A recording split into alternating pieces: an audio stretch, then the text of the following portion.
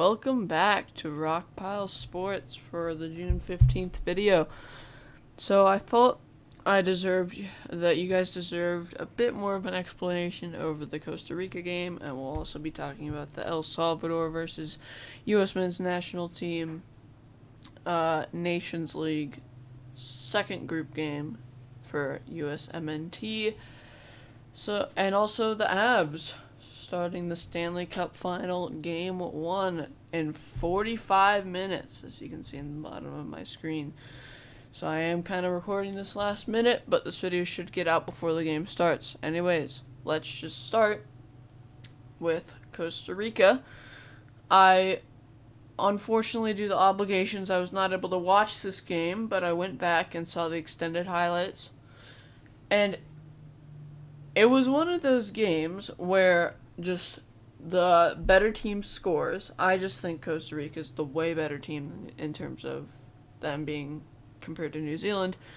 The way better team scores first, and for the rest of the game, it's just them playing defense. And sometimes that works, and in this case, it almost failed because New Zealand was getting so many chances, some brilliant saves from the Los Ticos goalkeeper, and a goal that should have been 1-1, but it got drawn off because of a foul. Not even offside, it's because of a foul that happened about 10 seconds before the goal was scored. So, yeah, Costa Rica kind of were holding on for dear life, and I think it was mainly because they backed off after they scored that first goal.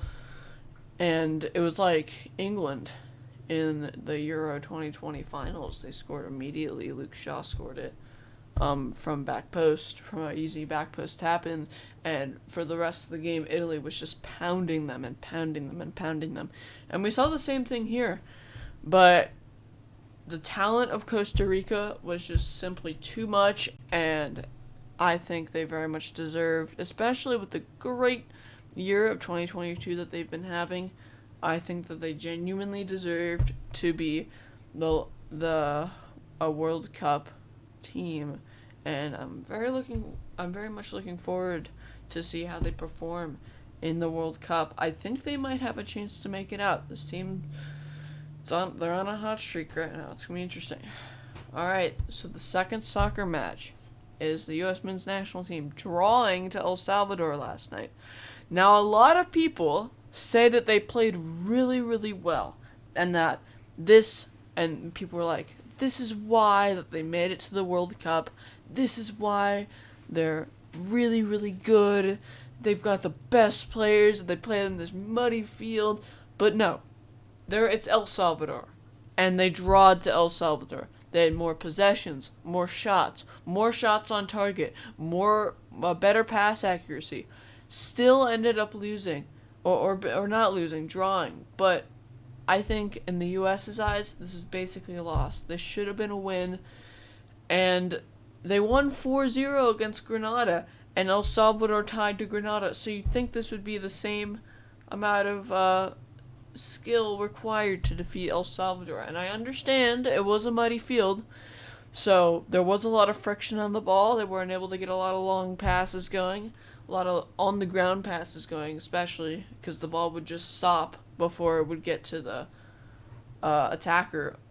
But with all that possession, with all those shots, and just the ratio of amount of chances that they had, and to give up a goal and not being able to score one until the last second is, I don't think, very hopeful. And going forward, now it's only going to be up until like a couple weeks before the World Cup before we're going to get to see the U.S. play again. And in the World Cup, we're going to be playing Wales, Iran, and England. I don't know. In my World Cup predictions, my official World Cup predictions, so far I predicted the remainder of the playoff matches based on what was left to be played. So far, I have a perfect bracket. I predicted Ukraine being Scotland, Wales being Ukraine, Costa Rica being New Zealand, Australia being UAE, and Peru. And for my bracket, I have the USA, I think, getting 3 points by beating Iran and losing to England and Wales. and Wales and England making it out of the group. I just don't see very much happening with this team. We can't get very much going. We should have done much better in the final round of CONCACAF qualifiers, and we did the bare minimum to qualify. We lost to Costa Rica 2-0 on the final day, and we still ended up making it in. I don't think that U.S. men's national team, frankly, I don't think they're going to make it out of the group. I hate to say it, but I do. But you never know. They could make a big Cinderella run, and that could be where my perfection in my bracket ends. I guess we'll just have to wait 5 more months and see. I'm very much looking forward to the USA versus England game. Alright, to end off this video, just giving a little pep talk for the Avalanche. Go check me out on Twitter. I will be doing a little bit of a Twitter play-by-play, talking about what the Avalanche are doing. They're against the Tampa Bay Lightning. The favored Tampa Bay Lightning, in fact, because they have won it the past 2 years. But I'm pretty confident in my Avalanche. You know, I'm a pretty big Colorado sports kind of guy. I support the Broncos, support the Nuggets, support the Rockies, and I also support the Avalanche. I think McKinnon's going to play really well. I think Landeskog's going to play really well. A lot of pressure on the goalkeeper, on Darcy Kemper.